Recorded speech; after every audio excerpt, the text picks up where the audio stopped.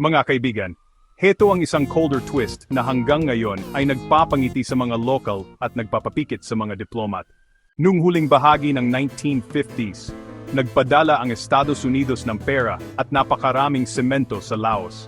Ang nakasaad na layunin ay praktikal at estratehiko palawakin ang airport sa Vientiane para makapag-handle ito ng military aircraft habang tumataas ang tensyon sa rehiyon patungo sa panahon ng Vietnam War. Narito ang tahimik na detalye na nagpabago sa lahat. Dumating ang pondo at materyales bago pa man magkaroon ng binding contract na nagsasaad kung paano eksaktong gagamitin ang mga ito.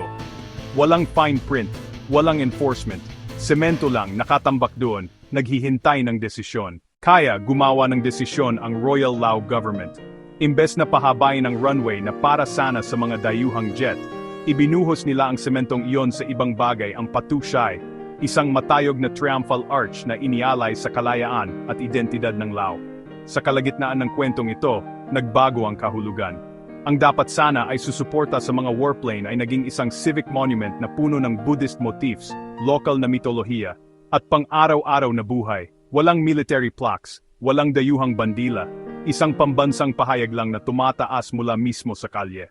Kaya naman biro ng mga lokal, tinatawag nila itong vertical runway.